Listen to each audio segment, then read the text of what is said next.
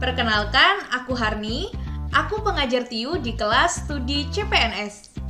Kali ini kita akan membahas kuis yang pernah teman-teman kerjakan ya. Nah, buat kamu yang belum mengerjakan kuisnya, kamu bisa klik link di deskripsi, kemudian kerjakan dulu kuisnya, baru deh lanjut buat nonton video ini. Oke? Yuk kita mulai ya bahas soal mini kuis yang kelima. Dimulai dari nomor 1 terlebih dahulu. Oke, jadi nomor 1 itu soalnya tentang deret angka ya teman-teman. Nah, kalau di deret angka itu kan kita cari polanya ya. Nah, sekarang aku punya tips untuk membantu teman untuk mengidentifikasi pola dari suatu deret angka. Jadi kalau angkanya selalu bertambah, berarti kan polanya tuh kalau bukan penjumlahan, perkalian, ya perpangkatan. Gitu kan? Nah, terus gimana Kak caranya kita tahu kalau itu tuh penjumlahan, kalau ini perkalian, kalau ini perpangkatan, gitu gimana? Jadi, kalau selisih antar sukunya relatif kecil, maka kemungkinan polanya itu penjumlahan. Jadi misalnya dari 2 ke 3 itu kan 1 doang ya selisihnya, nah relatif kecil berarti polanya penjumlahan, ditambah 1 gitu. Atau misalnya 2 ke 7 itu juga masih relatif kecil ya selisihnya, jadi itu polanya itu kemungkinan besar adalah penjumlahan, yaitu ditambah 5. Walaupun tidak menutup kemungkinan juga kalau dari 2 ke 7 itu polanya campuran, jadi dikali 3 dulu gitu kan, 2 kali 3 kan 6, terus ditambah 1, nah itu juga bisa gitu ya. Oke, terus kalau selisih antar sukunya relatif besar, kemungkinan polanya adalah perkalian atau perpangkatan. Nah, kalau tadi penjumlahan sama perkalian kan masih agak-agak nyampur gitu ya. Walaupun selisihnya relatif kecil, tapi bisa aja dia memuat perkalian gitu. Nah, tapi kalau perpangkatan, itu kelihatan banget teman-teman. Pasti selisihnya tuh besar gitu. Contohnya nih, suku sebelumnya 20. Terus suku setelahnya tuh 400. Nah, itu kan selisihnya relatif besar ya. Nah, itu kemungkinan besar polanya adalah perpangkatan. Nah, pangkatnya tuh nggak cuma pangkat 2, bisa aja pangkat 3, kayak gitu. Oke? Nah, terus kalau angkanya naik turun, kemungkinan polanya itu adalah pola loncat atau selang-seling. Oke, kalau di soal ini, kalau kita lihat ya, dia kan polanya juga naik turun nih. Ini naik, ini turun, naik lagi, terus ini turun lagi gitu kan. Nah, berarti soal ini kemungkinan polanya itu pola loncat atau selang-seling gitu ya. Oke, kalau loncat tuh gimana sih Kak? Kalau loncat itu contohnya nih, kita tuh nggak mencari hubungan antara 2 ke 5 gitu. Tapi ya loncat, misalnya kalau loncat 1 ya dari 2 ke titik-titik yang di sini gitu. Atau kalau loncat 2 ya berarti dari 2 ke 9. Nah, ini namanya loncat gitu ya. Terus kalau yang selang-seling gimana Kak? Kalau selang-seling, jadi pola dari 2 ke 5 itu akan beda dengan pola dari 5 ke titik-titik ini. Tapi habis itu, ini sama lagi nih polanya, dari titik-titik ke 9 itu akan sama dengan pola dari 2 ke 5, kayak gitu misalnya. Terus dari 9 ke 8 polanya nanti sama kayak yang dari 5 ke titik-titik, yang kayak gitu. Nah, ini namanya pola selang-seling gitu ya. Oke, yuk coba kita kerjakan yang nomor 1. Nah, berarti dia tadi kemungkinannya polanya kalau nggak loncat itu selang-seling. Nah, coba kita coba yang selang-seling dulu ya. Berarti kan dari 2 ke 5, terus habis itu 5 ke titik-titik beda ya. Jadi dari titik-titik ke 9, ini polanya sama. Kemudian dari 9 ke 8 nanti beda pola. Terus berarti dari 8 ke titik-titik ini polanya akan sama ya. Kemudian dari titik-titik ke 16 beda pola. Dan dari 16 ke 33 itu akan sama. Dari 33 ke 32 itu juga nanti beda pola gitu ya. Nah, perhatikan deh, dari 2 ke 5 sama dari 16 ke 33 itu polanya sama. Berarti diapain nih? Kira-kira ditambah 3 atau dikali 2 terus tambah 1? Kali 2 terus tambah 1 ya. Karena kalau ditambah 3 nanti 16 tambah 3 bukan 33. Jadi kita pakai pola yang ini, kali 2 tambah 1. Nah, berarti yang ini juga polanya sama nih. Kali 2 tambah 1, ini juga kali 2 tambah 1. Ya udah, berarti tinggal dicari ya. Oke, boleh cari yang titik-titik pertama dulu atau titik-titik yang kedua dulu juga nggak apa-apa. Nah, kalau kita mau cari titik-titik yang kedua dulu, berarti 8 kali 2 16 ya, terus tambah 1, jadinya 17. Nah, coba deh, sebelum cari titik-titik yang pertama, kamu cek dulu di opsi. Siapa tahu bisa mengeliminasi beberapa opsi gitu kan. Nah, kalau kita lihat, yang titik-titik keduanya adalah 17, justru tinggal tersisa satu opsi, karena yang lain bukan 17, jadi salah gitu ya. Nah, berarti kan jawabannya yang tepat adalah yang C gitu, benar nggak? Nah, jadi kita sebenarnya nggak perlu juga mencari titik-titik yang ini, karena yang lain udah tereliminasi nih jawabannya. Nah, karena ini lagi latihan, aku mau ngajak teman-teman buat cek juga ya, biar meyakinkan. Coba kalau di sini 4, bener nggak? 4 kali 2 berarti 8, terus tambah 1, jadi 9. Betul ya? Nah, jadi jawaban yang tepat adalah yang C. Tapi kalau teman-teman lagi ujian, terus kan waktunya terbatas, intinya kalau udah yakin dan yang lain tereliminasi, ya udah langsung jawab aja. Yang ini nggak usah dicek gitu ya. Oke? Lanjut yuk sekarang ke soal nomor 2. Nah, ini soalnya tentang aritmetika sosial. Oke, jadi ada seorang juragan tanah yang berniat memperoleh keuntungan sebesar 40% dari penjualan tanahnya yang dulu diperoleh dengan harga 450 juta. Jadi ada Pak Juragan gitu dulu beli tanah harga 450 juta, terus pengen menjualnya kembali dengan memperoleh keuntungan sebesar 40% gitu ya. Nah, tapi ada ketentuan lain nih teman-teman. Jadi Pak Juragan pengennya keuntungan tersebut itu diperoleh setelah memberi komisi kepada pihak ketiga senilai 10%. Jadi kalau harga jualnya itu HJ, kan Pak Juragan tuh pengennya gini ya.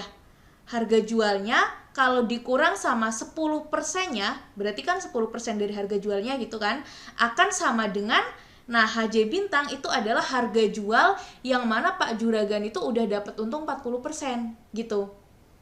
Jadi pengennya kan kayak bersihnya gitu ya, setelah dikurang sama 10%-nya itu akan memperoleh untung 40% gitu kan.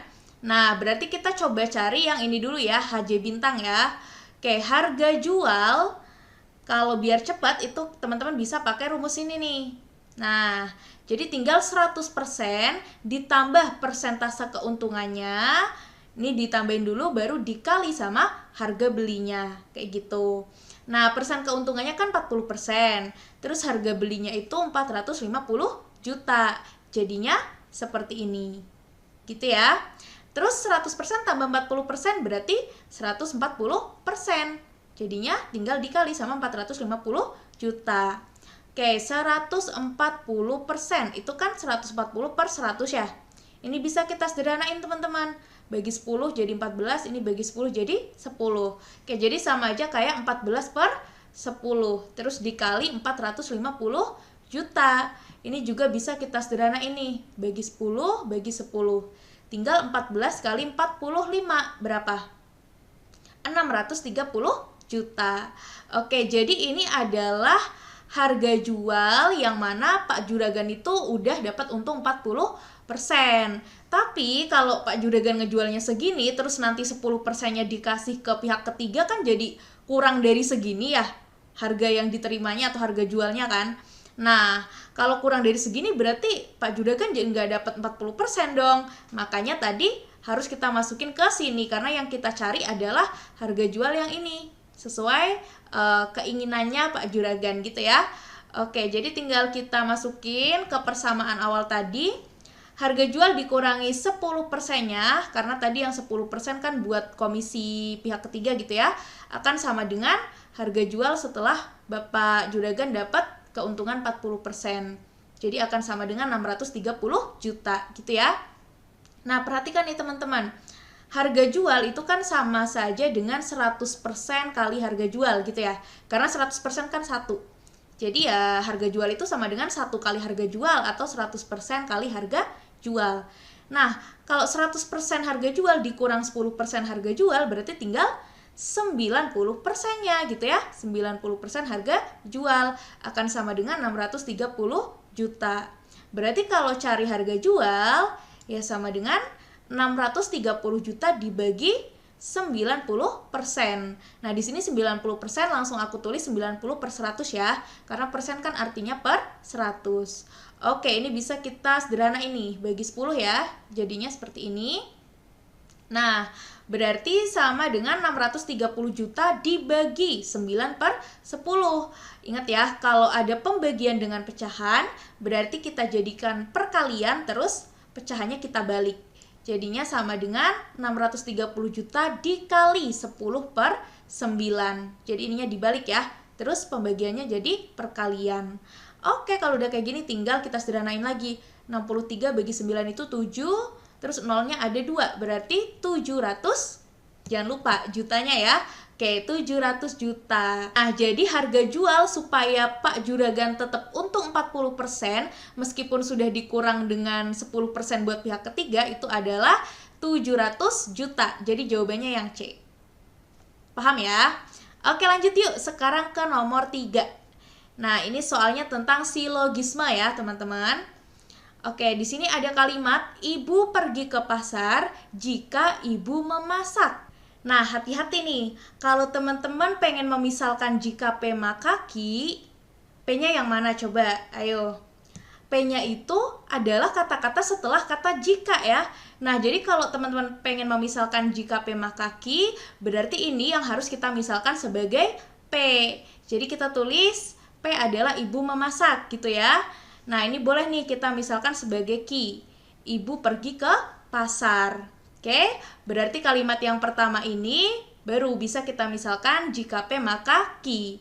Hati-hati ya, jangan sampai ketukar. Jadi, bukan yang ini yang P, terus ditulis nih jika P maka Ki. Tapi P-nya ibu pergi ke pasar. Nah, itu salah. Pokoknya kalau jika P maka Ki, berarti P-nya itu adalah kata-kata setelah jika. Jadi ini sebenarnya kata lainnya adalah jika ibu memasak, maka ibu pergi ke pasar. Kayak gitu teman-teman. Paham ya? Nah, terus kata-kata yang kedua gimana nih? Jika ibu tidak memasak, oke, ibu tidak memasak. Berarti negasi P ya. Oke, kemudian Andri yang memasak. Oke, ini negasi P, maka Andri yang memasak. Ini belum kita misalin aja sebagai R. Ya, jadi negasi P, maka R. Nah, kemudian kalimat yang ketiga adalah Andri tidak memasak. Oh, yang terjadi adalah Andri tidak memasak, berarti negasi R gitu ya.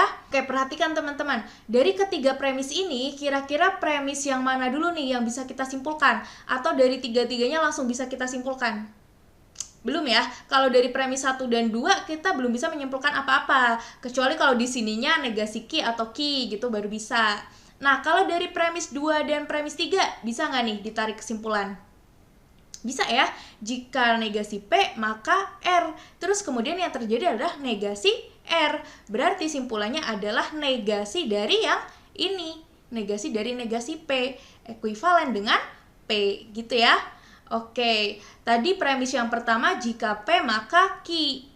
Kemudian yang terjadi adalah ini nih, P. Nah, berarti simpulannya adalah ya Ki gitu ya. Oke, jadi simpulannya adalah Ki. Ibu pergi ke pasar. Sehingga jawabannya adalah yang E. Nah, sebelum ke soal berikutnya, aku mau ingetin dulu nih. Jadi, studi CPNS itu lagi membuka kelas buat kamu yang pengen memaksimalkan dalam mempersiapkan seleksi CPNS tahun ini. Nah, untuk pendaftarannya kali ini, kamu cuma bayar 249.000 aja loh. Cukup sekali bayar dan kamu akan dapatkan semua layanan kelas. Oke, lanjut yuk. Sekarang ke nomor 4. Nah, ini soalnya tentang bangun datar ya. Oke, jadi ada kawat yang dipotong menjadi 2 bagian dengan perbandingan 3:4. Terus, jika masing-masing potongan akan dibentuk menjadi bangun datar 4 titik sudut dengan 4 sumbu simetri. Nah, ini bangun datarnya apa kalau kayak gini? Persegi ya. Oke, yang ditanya adalah perbandingan luas yang terbentuk. Oke, teman-teman. Jadi, kan kita belum tahu ya, kawatnya itu sebenarnya panjangnya totalnya berapa sih? Nah, maka kita misalkan dulu aja. Jadi, misal X itu adalah panjang kawat totalnya gitu ya, sebelum dipotong menjadi 2 bagian ini. Nah, terus karena tadi yang ditanya adalah perbandingan luas yang terbentuk, kalau luas itu kan Kalau luas persegi berarti sisi kali sisi gitu ya. Nah, berarti enaknya kita bikin tabel kayak gini aja. Nah, jadi tadi ada kawat 1 sama kawat 2 kan. Kawat 1 ini berarti 3 dari totalnya 7 bagian, ya kan? Ini kan 3 banding 4. Nah, totalnya itu berapa bagian sih ini? Berarti 7 bagian kan? Jadi yang 3 ini adalah 3 per 7-nya. Baru yang 4 ini adalah 4 per 7-nya gitu kan? Nah, 3 per 7 dari berapa? Ya 3 per 7 dari si panjang kawatnya gitu. Nah, kalau kawat yang kedua adalah 4 per 7 dari panjang kawatnya. Nah, jadi 4 per 7 X, kayak gitu ya. Nah, selanjutnya kita kan butuh tahu panjang sisinya ya. Karena tadi kita pengen membandingkan luasnya kan. Oke, sekarang perhatikan kawat yang bagian pertama dulu. Jadi dia total panjangnya 3 per 7 X nih. Terus karena persegi itu kan punya 4 sisi yang sama panjang ya. Berarti panjang sisinya berapa? Ya 3 per 7 X dibagi 4 gitu ya. Oke, 3 per 7X terus dibagi 4. Ya sama aja kayak 3 per 7X kali 1 per 4 ya. Jadinya berapa? 3 kali X kali 1 berarti 3X per 7 kali 4, 28. Jadinya 3 per 28X. Nah, kayak gini. Kalau ini ya berarti sama 4 per 7X kita bagi 4 lagi. Jadinya 4 per 28 kemudian X gitu ya. Paham ya? Oke, kalau udah tahu panjang sisinya ya udah bisa ya kita bandingkan luas yang terbentuk sesuai dengan yang diminta di soal. Oke, berarti luas persegi yang satu, jadi persegi yang terbuat dari kawat 1 gitu kan, banding luas persegi yang terbuat dari kawat 2, berarti gimana? Luas itu tadi sisi kali sisi. Nah, berarti kan 3 per 28 X kali 3 per 28 X, ya kan? Terus dibagi sama yang luas persegi 2, karena panjang sisinya 4 per 28 X, jadinya ya 4 per 28 X kali 4 per 28 X, kayak gitu. Oke? Nah, ini bisa kita sederhanain teman-teman. X-nya bagi X, jadi 1 kan? Ini X-nya juga. Nah, terus kan di sini ada per 28, di sini juga ada per 28 ya. Nah, karena 28-nya ini sebagai penyebut, sama-sama penyebut gitu ya, maka bisa kita sederhanakan gitu teman-teman. Tapi hati-hati ya, jadi kalau misalnya yang atasnya itu 3 per 28, terus dibagi yang bawahnya 28 per 3. Nah, ini nggak boleh nih dicoret-coret atau disederhanain kayak gini. Tahu nggak kenapa nggak boleh? Ya karena kalau di bagian yang sini 3 per 28, 28-nya sebagai penyebut, ya kan? Nah, sedangkan di bagian sini 28 per 3, 28-nya sebagai pembilang. Nah, kalau salah satunya penyebut, salah satu pembilang, ya nggak bisa kita coret-coret kayak gini gitu ya. Paham ya teman-teman ya? Jadi hati-hati, oke? Nah, karena ini sama-sama penyebut juga, jadi bisa kita sederhanain. Terus jadinya tinggal 3 kali 3, berarti 9 ya. Per 4 kali 4, 16. Jadinya 9 per 16. Nah, hati-hati, 9 per 16 itu beda ya dengan 3 per 4, oke? Oke, jadi jawabannya adalah yang C. Lanjut ya, sekarang kita ke nomor 5 dulu. Nah, ini soalnya tentang jarak kecepatan dan waktu. Jadi intinya kan ada 2 bus gitu ya, bus A sama bus B. Berangkat dari kota yang sama, tapi pada waktu yang berbeda. Jadi bus A berangkat duluan jam 13.00, bus B berangkat terakhiran jam 15.30. Yang ditanya, bus B dapat bertemu bus A pada pukul berapa? Berarti kan karena berangkatnya dari titik yang sama atau tempat yang sama, terus ada yang satu berangkat duluan, satu berangkat terakhiran, berarti kan ini tentang susul menyusul ya, bukan berpapasan kan, tapi susul menyusul. Nah, ingat nih rumusnya ya. Jadi kalau waktu menyusul itu adalah selisih jarak dibagi kecepatan bus yang berangkat terakhiran. Jadi K2 itu adalah kecepatan, karena di sini tentang bus ya, berarti bus yang berangkat terakhiran gitu, dikurangin sama kecepatan bus yang berangkat duluan.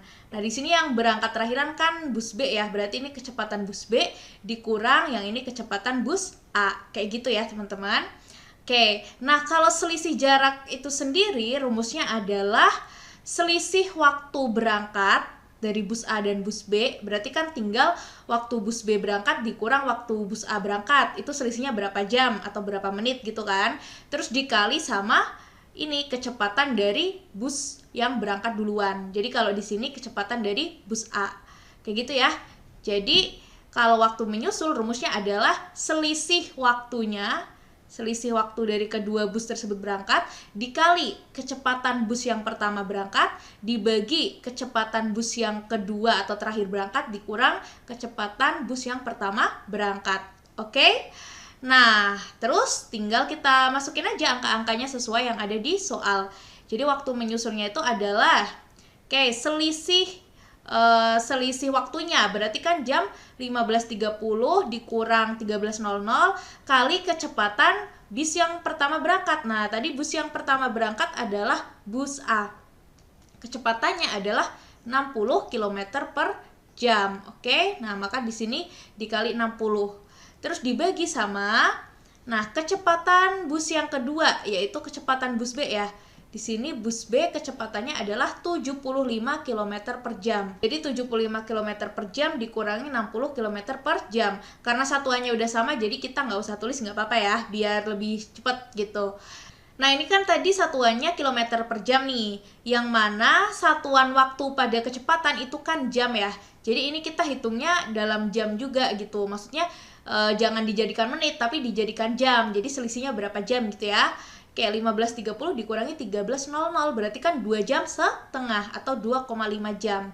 Nah, jadi seperti ini ya. 2,5 kali yang ini 60, terus 75 dikurang 60 itu 15. Baru habis ini bisa kita sederhanain nih. 60 bagi 15 adalah 4, yang ini 1.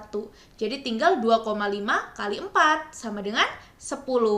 Nah, jadi waktu menyusulnya itu adalah 10 jam setelah bus yang kedua berangkat gitu ya. Berarti 10 jam setelah bus B berangkat nih. Nah, bus B kan tadi berangkatnya jam 15.30 ya. Nih. Nah, berarti 10 jam setelahnya adalah jam berapa? 25.30. Nah, jam 25.30 itu jam berapa? Ingat ya, satu hari itu kan hanya 24 jam. Berarti kalau jam 25.30 ya tinggal kita kurangin sama 24.00 gitu ya. Jadinya jam 25.30 sama aja dengan jam 1.30 di keesokan harinya gitu ya. Oke, jadi bus B dapat bertemu bus A pada pukul mana? Ini 01.30 ya. Jadi jawabannya yang E. Oke, paham ya teman-teman? Yuk lanjut ke soal nomor 6. Oke, ini tipe soalnya tentang perbandingan kuantitatif. Tapi kalau kita baca materinya itu tentang bilangan ya. Oke, jadi terdapat suatu bilangan. Nah, kita misalkan saja bilangannya itu X ya. Jadi terdapat X gitu. Nah, bilangan tersebut dikuadratkan. Berarti X ini kita kuadratkan. Jadinya X kuadrat gitu ya. Terus habis itu hasil kuadratnya dikalikan dengan 4. X kuadrat dikali 4, jadinya 4X kuadrat. Oke? Habis itu diapain lagi? Dikurangkan dengan 8. Oke, jadi 4X kuadrat kita kurangkan dengan 8. Selanjutnya diapain lagi nih? Dikali dengan 3. Oke, berarti yang semuanya ini ya, kita kali dengan 3. Nah, yang terakhir ditambah dengan 6. Oke, jadi terakhir ditambah sama 6 nih. Habis itu hasil akhirnya berapa? Hasil akhirnya adalah 282. Jadi ini sama dengan 282. Oke? Ya udah, karena di sini yang X itu nilai bilangan tersebut, berarti kita mencari nilai X ini ya. Oke, yuk langsung kita operasikan aja. Berarti 4X kuadrat kali 3 itu kan 12X kuadrat. Terus min 8 kali 3 itu min 24. Jadi 12X kuadrat min 24. Habis itu ditambah 6. Nah, terus sama dengan 282 gitu ya. Oke, min 24 tambah 6 berarti min 18 ya. Jadinya 12X kuadrat min 18 sama dengan 282. Nah, biar yang di sini tinggal 12X kuadrat, berarti kan kita tambahin aja kedua ruas sama 18 gitu ya. Sebenarnya kita tambahin aja ruas kiri sama 18 biar min 18-nya jadi 0 gitu. Tapi kalau ruas kiri ditambah 18, ruas kanan juga harus ditambah 18. Jadi ruas kirinya tinggal 12x kuadrat, ruas kanannya jadi berapa nih? 282 tambah 18, jadi 300. Nah, teman-teman jangan bingung ya. Mungkin teman-teman biasanya pakai cara, oh ya udah ini pindah ke ruas kanan nih, dari min jadi plus, jadi 282 plus 18 jadi 300. Nah, kayak gitu ya nggak apa-apa juga sih, tapi sebenarnya asal-usulnya tuh bukan pindah ruas gitu ya, tapi ya karena ditambahin aja kedua ruas ini dengan 18 gitu ya. Oke, di sini ada 12x kuadrat sama dengan 300. Nah, kita kan pengen cari nilai x-nya.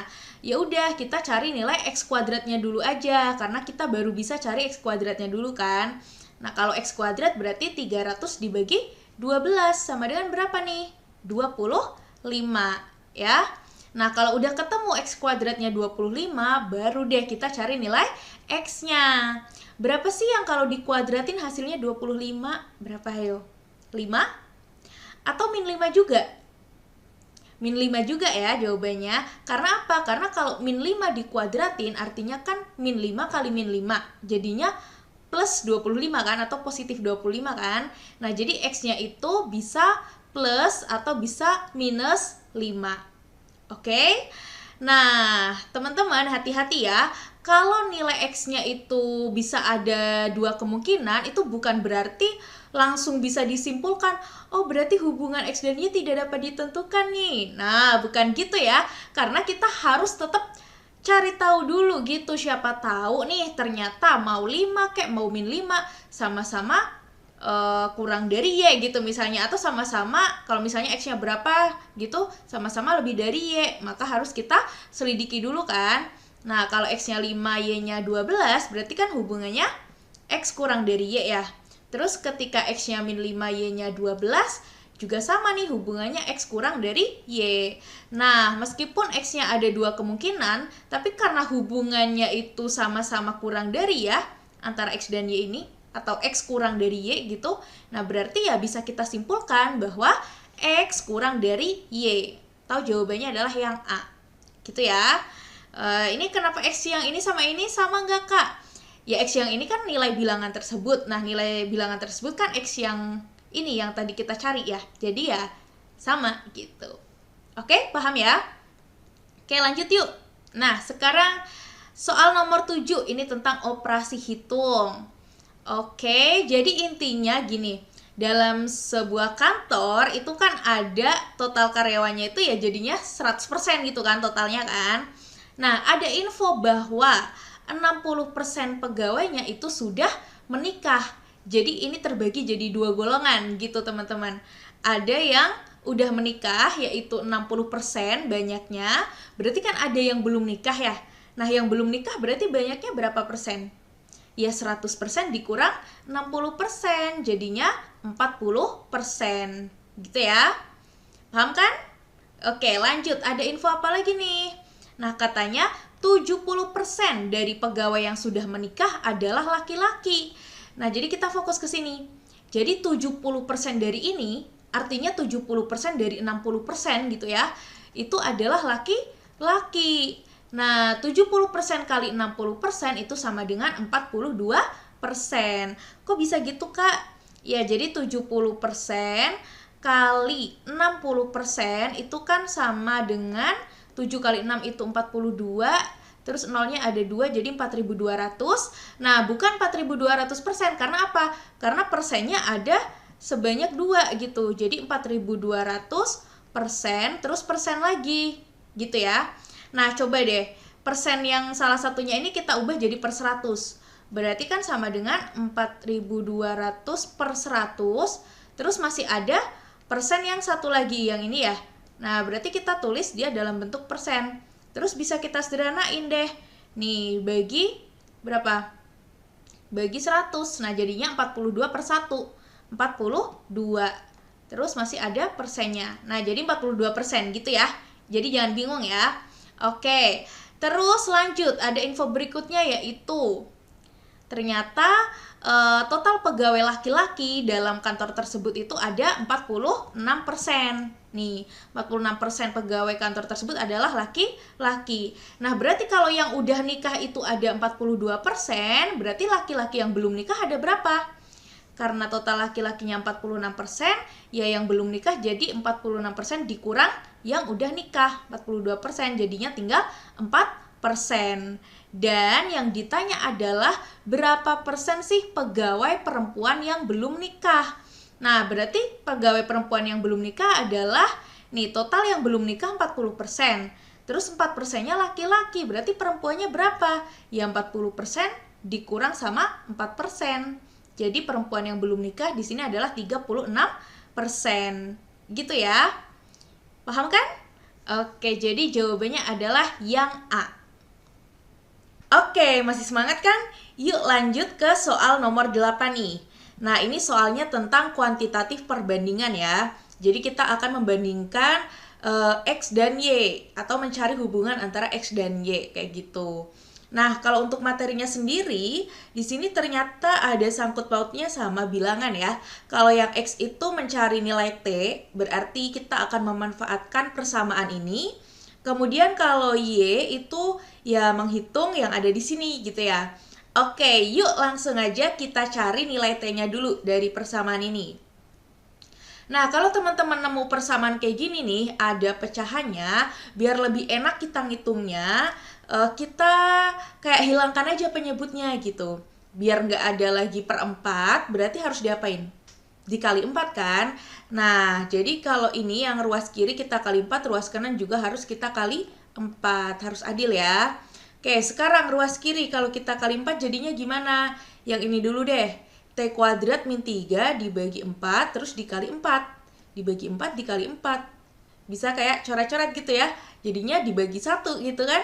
Nah, berarti T kuadrat min 3. Terus jangan lupa, yang dikali sama 4 bukan dia doang ya, tapi min 1,25 juga harus kita kali 4. Nah, berapa tuh min 1,25 kali 4? Min 5 ya. Oke, sama dengan, nah ini min T kuadrat dibagi 4, terus dikali 4, ya jadinya min T kuadrat. Oke? Nah, ini kan ada persamaan kuadrat ya. Enaknya salah satu ruas kita jadikan 0. Jadi yang ruas kanan kita jadikan 0. Nah, biar jadi 0 harus kita tambah sama T kuadrat. Kalau ruas kanan ditambah T kuadrat, ruas kiri juga. Berarti T kuadrat tambah T kuadrat. Jadinya 2T kuadrat. Min 3 min 5 jadi min 8 ya. Terus min T kuadrat ditambah T kuadrat jadinya 0. Nah, ini kan 2 sama 8 itu sama-sama bisa dibagi 2 ya. Jadi biar persamaannya lebih sederhana, kita bisa bagi dulu kedua ruas dengan 2. Nah, 2T kuadrat kalau dibagi 2 jadinya T kuadrat, terus min 8 dibagi 2 jadinya min 4, sama dengan 0 bagi 2 ya, 0. Oke, T kuadrat dikurangi 4 sama dengan 0, berarti T kuadratnya sama dengan 4 ya. Nah, T kuadrat sama dengan 4, T-nya berapa? T-nya bisa 2, bisa min 2, jadi plus minus 2 gitu ya. Oke, kita simpan dulu nilai T-nya, bisa 2 atau min 2. Sekarang kita hitung nih, kalau Y itu nanti nilainya berapa ya? Oke. Nah, 12,5% itu kan artinya 12,5 per 100 ya teman-teman ya. Oke, terus ini di sini ada akar, terus dalamnya ada akar lagi. Nah, dalamnya tuh ada bilangan berpangkat yang basisnya sama terus dikalikan gitu ya. Nah, ingat sama salah satu sifat bilangan berpangkat. Kalau ada A pangkat M kali A pangkat N, jadi perkalian bilangan berpangkat yang basisnya sama, maka akan sama dengan A pangkat M plus N. Jadi pangkatnya bisa kita tambahkan gitu ya. Nah, ini juga sama, berarti akar dari akar lagi, terus 2 pangkat 6 tambah 5 tambah 9. Jadi pangkatnya kita tambahkan gitu ya. Oke, lanjut lagi. Ini kan ada pecahan, tapi yang pembilangnya kan desimal ya. Nah, biar enak, kita ubah dulu aja bentuknya gitu. Maksudnya biar nggak ada koma-komanya lagi gitu loh. Jadi si 12,5-nya kita kali 10, per yang 100-nya juga sama, harus kita kali 10. Jadi kalau pembilangnya dikali 10, penyebutnya juga dikali 10. Kenapa diubah seperti ini? Kenapa harus dikali 10? Biar jadi seperti ini gitu ya. Ya karena biar lebih enak aja ngitungnya teman-teman. Mungkin kalau ada koma-komaan kan ada yang agak bingung. Tapi kalau teman-teman nggak bingung langsung bisa sederhanain ya nggak apa-apa, nggak perlu diubah seperti ini. Gitu ya. Oke, terus dikali sama berapa nih? Akar dari, ya udah kita hitung ya. Jadinya akar dari, terus akar lagi, 2 pangkat 6 tambah 5 itu 11, tambah 9 itu 20. Nah, jadi seperti ini ya. Oke, kalau udah kayak gini, enak nih, bisa disederhanain ya. Pembilang dan penyebutnya masing-masing dibagi 125. Jadinya 1/8. Dikali akar dari berapa nih? Oke, perhatikan akar 2 pangkat 20. Bisa kita tulis menjadi bilangan berpangkat, jadinya gimana? Karena biar nggak kebanyakan akar gitu kan.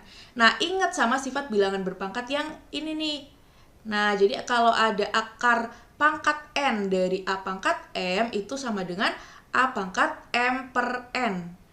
Nah, jadi pangkat yang di dalam akar dibagi pangkat yang di luar akar gitu ya. Tapi di sini kan nggak ada pangkatnya, Kak. Artinya ya pangkat 2. Nah, jadinya 2 pangkat 20/2. Gini ya. Oke, jadi yang keseluruhan ini nantinya udah nggak ada akarnya lagi. Tapi jadinya 2 pangkat berapa? 20 bagi 2. Ya sama dengan 2 pangkat 10. Gitu ya. Oke, jadi seperti ini. Nah, lanjut lagi. Kalau akar 2 pangkat 10 ini juga bisa kan kita tulis ke bilangan berpangkat. Jadinya 2 pangkat 10 per, nah di sininya 2 juga ya. Oke, jadinya 2 pangkat berapa? 2 pangkat 5. Oke, berarti ini sama dengan 1/8 kali 2 pangkat 5. Oke, kalau udah tinggal kita hitung deh. 2 pangkat 5 itu kan 32 ya. Ya 2 kali 2 kali 2 sampai 5 kali gitu kan. Nah, berarti 1/8 kali 32, atau sama aja kayak 32/8, jadinya 4.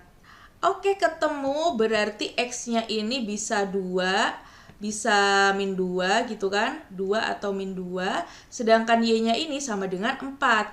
Nah, kalau kita lihat nih, mau X-nya 2 atau X-nya min 2, dia itu tetap kurang dari 4, ya kan? Nah, jadi hubungannya adalah X kurang dari Y. Yang mana berarti? Yang A. Gitu ya teman-teman.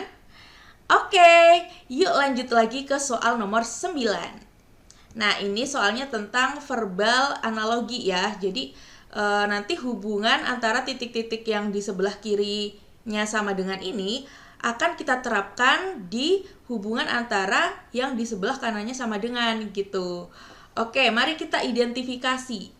Jadi Kapuas itu nama apa sih teman-teman? Nama sungai ya. Oke. Kemudian kalau Papua itu nama provinsi. Oke.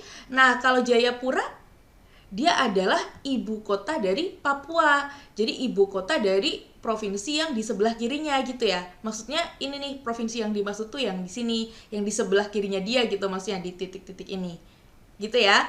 Nah, berarti kemungkinan kan hubungannya itu adalah sungai, ya kan? Nanti berarti di sini terisi nih sungai yang berada di provinsi bla bla bla, yang mana provinsi ini itu ibu kotanya bla bla bla gitu kan ya. Nah, coba kalau Kapuas berarti berada di provinsi mana? Kalau kita lihat, wah ternyata cuma ada satu nih ya, Kalimantan Barat kan, dan ini cuma ada satu gitu, nggak ada yang lain. Berarti ya udah, jadinya jawabannya adalah yang E. Nah, coba kita cek ya. Oke, Sungai Kapuas terletak di Provinsi Kalimantan Barat. Nah, ibu kota Provinsi Kalimantan Barat Pontianak nggak? Iya kan? Oke, berarti udah betul ya. Kemudian, ini nih, apakah Mamberamo itu sungai yang ada di Papua? Iya, betul. Jadi, Mamberamo adalah sungai yang ada di Provinsi Papua, yang mana ibu kota Papua itu adalah Jayapura. Kayak gitu ya. Oke, jadi analoginya udah sesuai. Yuk lanjut lagi ya ke soal nomor 10. Nah, ini tentang verbal analitis. Nah, kalau ada soal kayak gini, kita baca dulu pertanyaannya, karena siapa tahu dari pertanyaannya itu ternyata kita cukup baca mungkin 1 atau 2 poin aja udah bisa jawab kayak gitu. Bisa jadi seperti itu ya, tapi lebih amannya memang kita baca semuanya biar nggak ada kayak plot twist gitu kan di belakang. Misalnya kita udah pahamnya kayak gini, ternyata ada ketentuan lainnya kayak gini, misalnya gitu. Dan juga biasanya kan soal bacaan kayak gini tuh untuk beberapa soal gitu ya, nggak cuma satu, ada yang kayak gitu kan. Nah jadi tetap worth it kalau kita baca dulu. Yang penting ngebacanya juga harus ingat waktu ya, jangan lambat banget gitu, harus cepat tapi juga harus tetap teliti. Oke? Nah coba kita baca soalnya. Bila cherry dimakan pada hari Selasa, maka pernyataan yang benar adalah, nah di sini cuma ada keterangan cherry dimakan sebelum duku dan cherry dimakan pada hari yang sama dengan fori-fori asparagus. Jadi kita nggak tahu tuh nanti kalau dia dimakan itu di hari Selasa, yang benar yang mana gitu kan. Nah berarti harus kita baca semuanya. Nah ini kita masukin ke poin aja nih. Ya, cherry dimakan pada hari Selasa. Oke, biar enak kita bikin tabel aja. Jadi kan intinya ada 5 hari nih dari Senin sampai Jumat. Terus atlet itu akan memakan sayur yang berbeda di tiap harinya dan cuma 1 sayur aja. Dan juga buah yang berbeda di tiap harinya dan juga 1 jenis buah aja gitu kan. Dan kebetulan jenis sayurnya ada 5, jenis buahnya pun ada 5. Oke, kita mulai dari yang paling jelas nih tadi, cherry dimakan pada hari Selasa. Jadi kita tulis di sini ya, pakai inisial aja, oke? Cherry itu kan buah, jadi di sini C. Terus ada lagi yang hubungannya sama cherry adalah cherry dimakan sebelum duku. Oke, kalau cherry di sini berarti duku bisa di mana?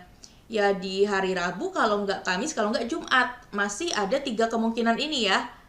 Ya kan? Oke, kemudian dan cherry dimakan pada hari yang sama dengan fori-fori asparagus. Oke, berarti fori-fori asparagus ini akan dimakan pada hari yang sama dengan cherry. Jadi di sini ya. Oke, kita tulis pakai inisialnya aja berarti V. Oke, lanjut nih. Informasi yang mana yang bisa kita olah? Dari ketiga ini mau yang mana dulu? Oh, ini kali. Dia ada hubungannya sama duku kan? Nah, coba. Toge tidak dimakan setelah duku atau erbis. Nah, coba deh kalau misalnya duku sama erbisnya itu di hari Rabu sama Kamis. Jadi kan kita masih nggak tahu, entah mungkin dukunya yang di Rabu, erbisnya yang di Kamis, atau sebaliknya, erbisnya yang di Rabu, dukunya yang di Kamis gitu ya. Intinya kalau 2 buah itu misalnya berturut-turut dimakan di hari Rabu atau Kamis, berarti toge harus dimakan sebelum hari Rabu atau Kamis, tapi boleh di hari Rabunya gitu ya. Kenapa? Ya karena kan yang penting nggak dimakan setelah. Jadi kalau bareng, pas bareng di sini gitu kan boleh, ya kan? Oke. Nah berarti di sini tentunya boleh ya di hari Senin. Selasa nggak mungkin karena udah terisi sama fori-fori asparagus. Kemudian kalau di hari Rabu berarti mungkin ya togenya di sini. Kalau misalnya nih duku di sini, erbis di sini, dia dimakannya bareng duku itu nggak apa-apa. Yang penting tidak dimakan setelah duku atau erbis gitu ya. Oke, terus ini kan masih ada kemungkinan nih, siapa tahu ternyata duku atau erbisnya tuh di hari Kamis atau Jumat gitu misalnya. Di sini kalau enggak di sini. Nah, tergantung tuh apakah dukunya yang Kamis, erbisnya Jumat, atau erbisnya yang Kamis, dukunya yang Jumat. Intinya mereka berdua itu berturut-turut di hari Kamis atau Jumat. Berarti togenya juga bisa ya kita makan di hari Kamis, ya kan? Nah, seperti itu. Yang penting tidak setelah duku atau erbis itu kalau kita pakai asumsi duku atau erbisnya dimakan di hari Kamis atau Jumat. Jadi yang warna merah ini masih kemungkinan yang belum fix gitu ya. Oke, lanjut lagi yuk. Apalagi yang bisa kita baca? Nah, yang ini coba. Karena ada hubungannya sama fori-fori asparagus ya tadi ya. Dan ada hubungannya sama cherry. Oke, anggur dimakan sebelum cherry. Nah, berarti udah pasti di sini ya anggur ya. Oke, terus dan ulam dimakan setelah fori-fori asparagus. Nah, ulam ini kan jenis sayur ya teman-teman ya. Dia dimakan setelah fori-fori asparagus. Nah, berarti bisa aja di Rabu atau di Kamis atau di Jumat. Yang penting setelah ini kan fori-fori yang di hari Selasa. Oke ya. Nah, ternyata tinggal satu ketentuan lagi aja yang belum kita baca nih. Belimbing dimakan sebelum rebung dan ulam.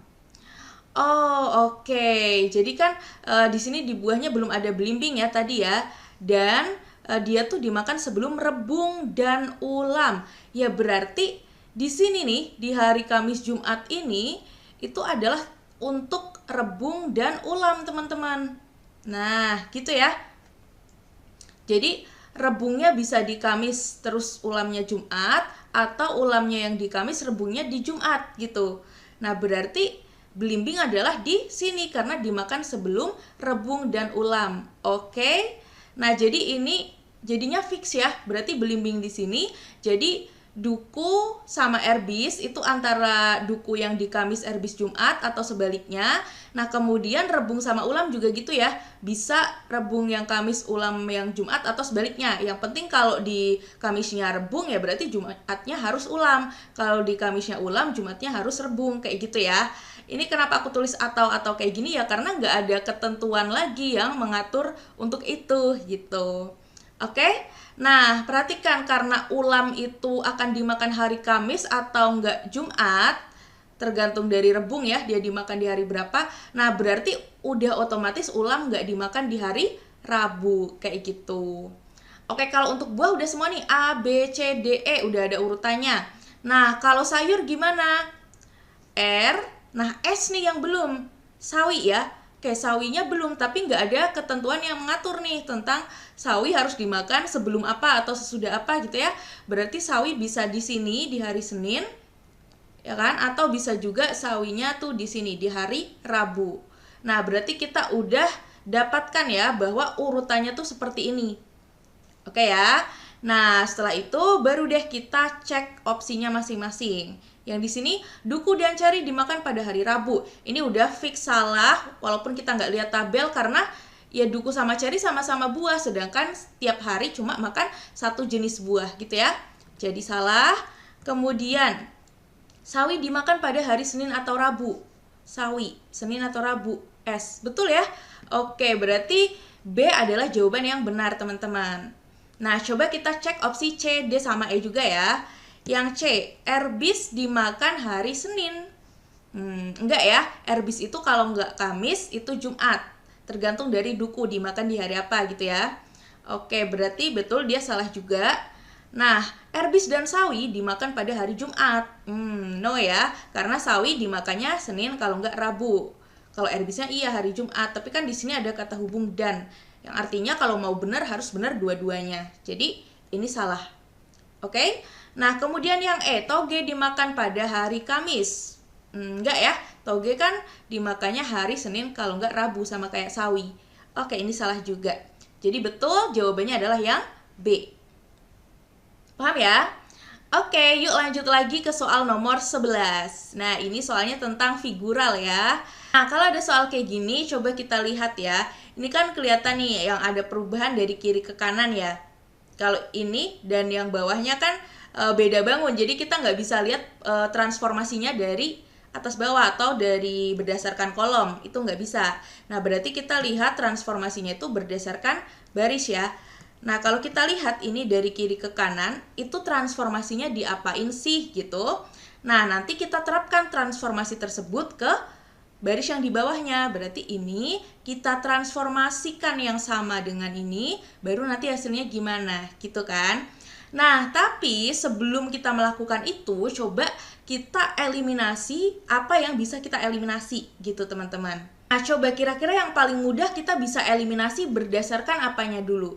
Bentuk bangunnya atau dari warna atau arsiran nih? Coba ya, kita cek. Kalau di sini ternyata arsiran dan warnanya itu bertukar.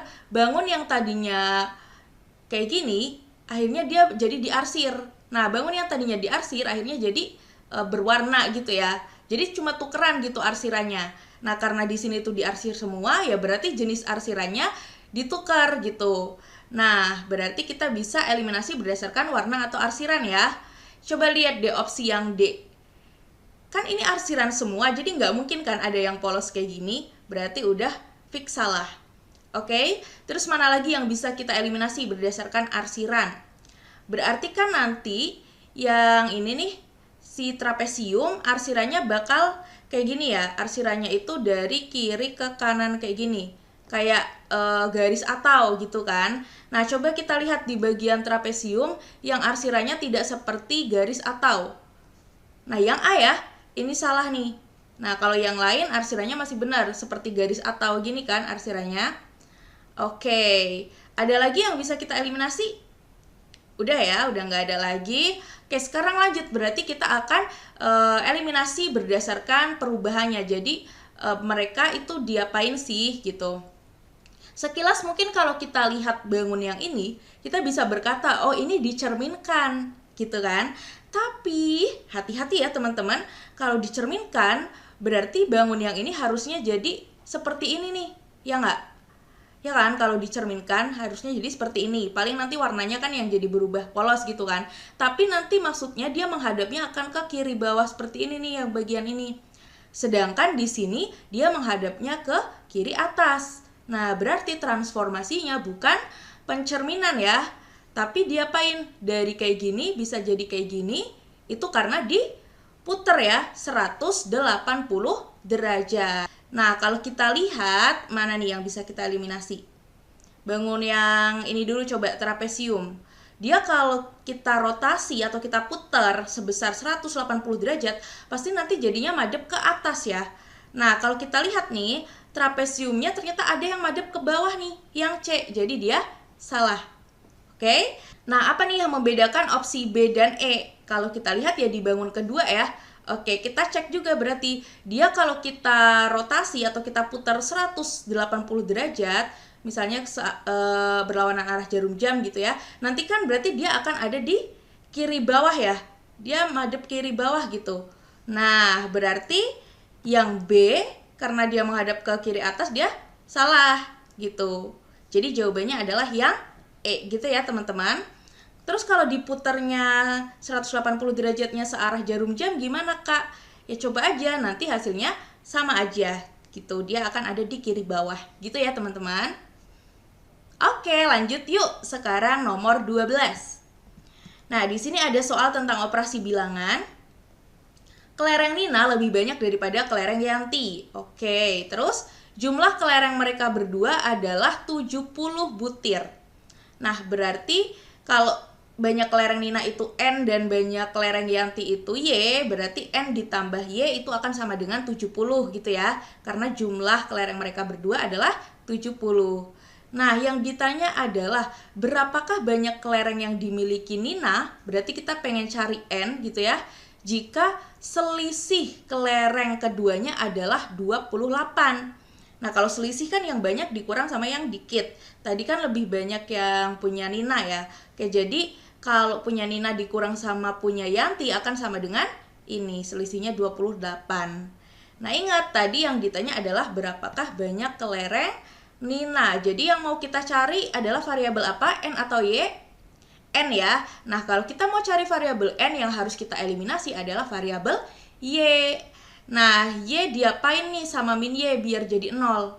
Hati-hati ya, bukan dikurang tapi ditambah.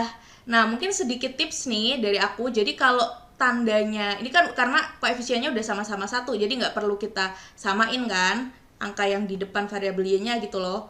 Udah sama-sama 1 gini maksudnya. Walaupun tandanya berbeda gitu. Yang ini sebenarnya koefisien -1, yang ini +1.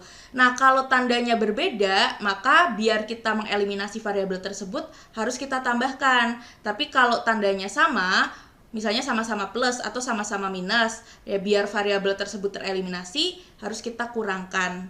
Kayak gitu ya. Paham ya? Karena ini tandanya beda nih, berarti harus kita tambahkan biar dia jadi tereliminasi atau hilang. Gitu. Nah, jadinya N plus N, 2N, terus Y plus min Y kan 0 ya. Terus sama dengan 70 tambah 28, 98. Jadi N atau banyak kelereng Nina adalah 98 per 2, yaitu 49 butir. Nah, jawabannya yang mana? Yang C. Oke, lanjut yuk ke soal nomor 13. Nah, ini soalnya tentang perbandingan. Jadi kalau teman-teman udah baca soalnya pas ngerjain kuis, intinya kan soal ini tuh lagi membahas tentang proyek yang terhenti, terus Yang ditanya itu adalah tambahan pekerja yang diperlukan supaya proyek tersebut selesai tepat waktu, gitu kan. Nih, sekarang aku mau kasih cara cepetnya atau studi busnya ya. Tambahan dikali sisa hari itu akan sama dengan total pekerja dikali hari terhenti.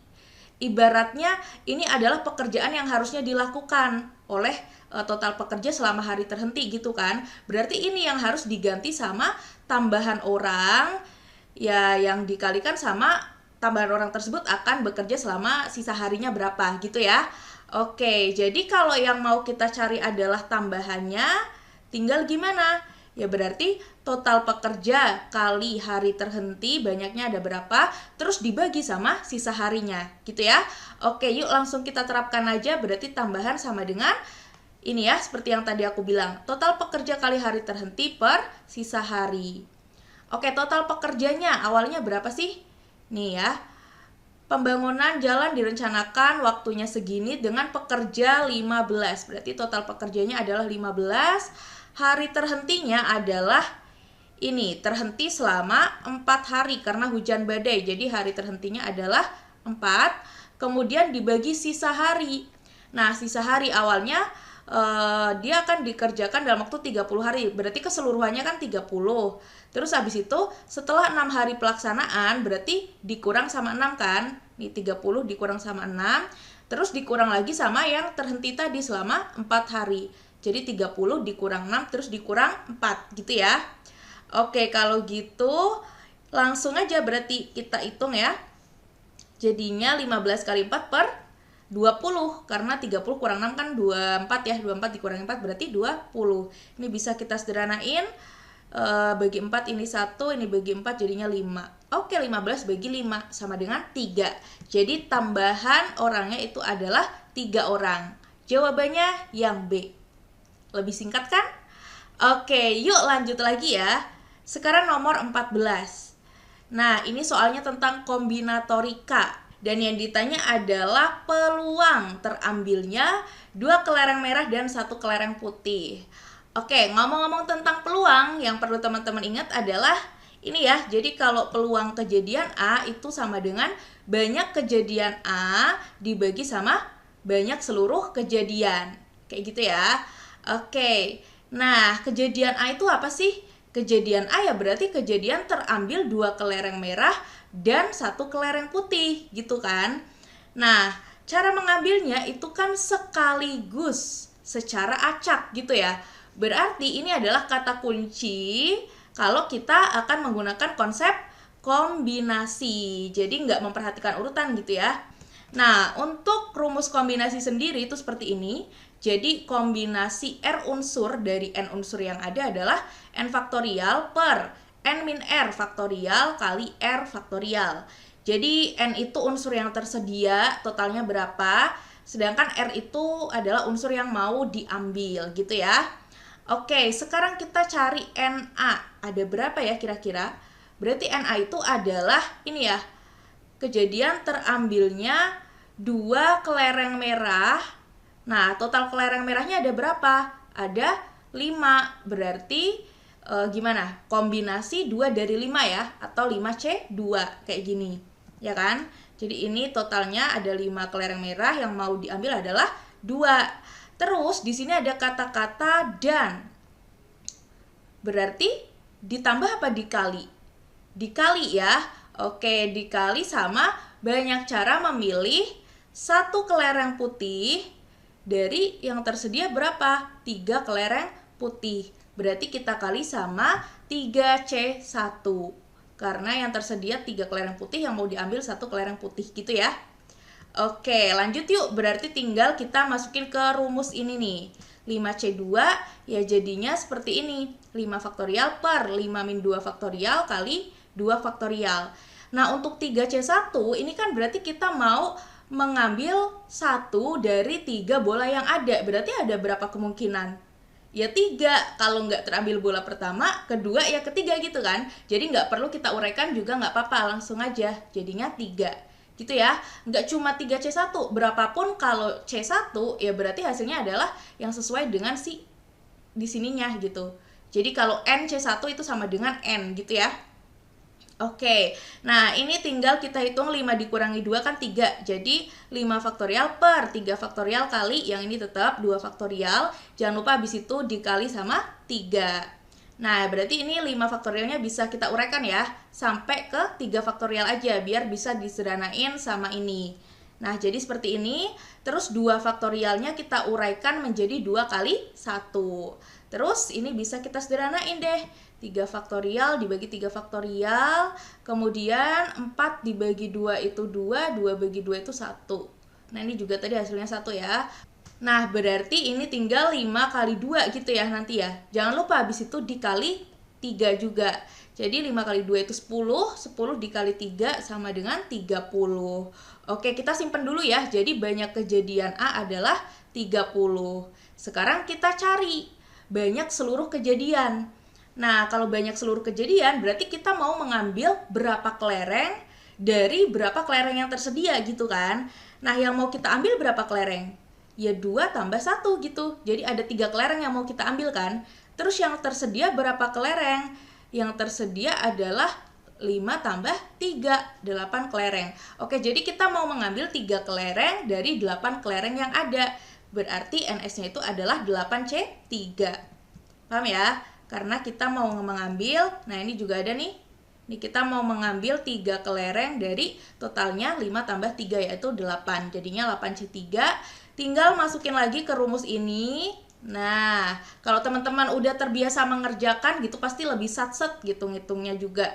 Ini 8 dikurang 3 itu 5 ya. Jadinya seperti ini. 8 faktorial per 5 faktorial kali 3 faktorial. Terus 8 faktorialnya kita uraikan cukup sampai 5 faktorial aja biar nanti bisa disederhanain sama ini. Dan 3 faktorialnya kita uraikan. Nah, jadi gini ya. Kenapa sampai 5 faktorial aja ya? Karena nanti bisa kita sederhanain nih. 5 faktorial bagi 5 faktorial kan hasilnya 1 gitu. Nah, yang 3 faktorial ini kita uraikan ya. Jadi 3 kali 2 kali 1. Nah, 6 itu kan dibagi 3 hasilnya 2 ya. Terus abis itu 2 kita bagi 2 hasilnya 1. Nah, jadi tinggal 8 kali 7 terus bagi 1. Ya 56.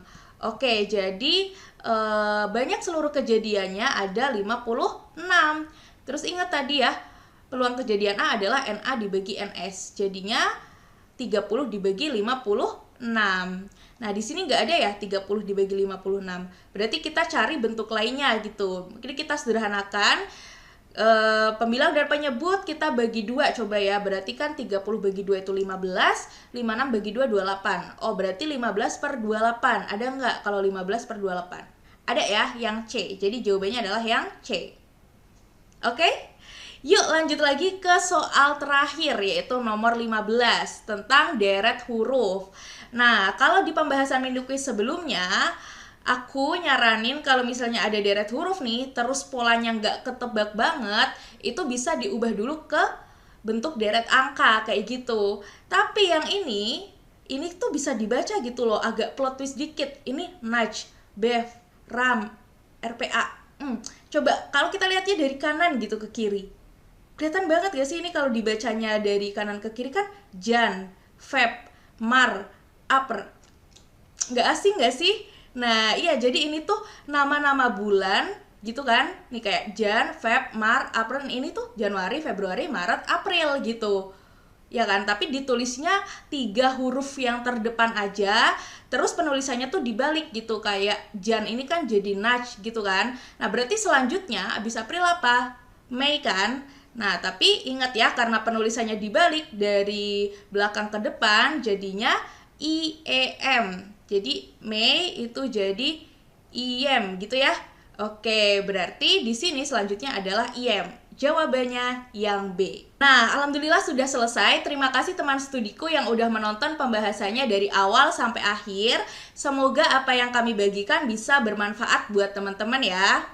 Nah, kamu juga bisa loh mendapatkan ribuan quiz hot seperti tadi di kelas studi CPNS.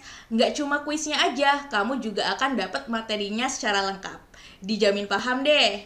Nah, untuk pendaftarannya cukup bayar 249.000 aja, terus kamu akan dapatkan semua layanan kelas. Cara daftarnya dengan cara klik link di deskripsi. Yuk daftar sekarang juga, aku tunggu di kelas studi CPNS ya.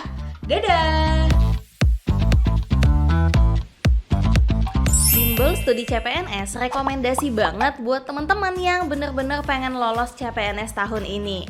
Nah, materi pembelajarannya sudah disusun secara terstruktur teman-teman. Mulai dari apa yang harus teman-teman pahami sampai ke tahap berikutnya. Nah, setelah memahami materi, teman-teman akan diarahkan untuk mengerjakan kuis. Tujuannya untuk mengukur sejauh mana pemahaman teman-teman tentang materi yang sudah teman-teman pelajari. Studi CPNS juga tersedia kelas live Zoom yang tentunya bareng tutor yang profesional. Nah, puluhan paket tryout yang tampilannya mirip banget dengan ujian aslinya dan kelas drilling soal yang bikin kamu siap 100% untuk hadapi ujian nantinya. Nah, semua benefit ini teman-teman bisa kamu dapatkan cuma 249.000 aja. Yuk langsung klik link yang ada di deskripsi dan daftar sekarang juga.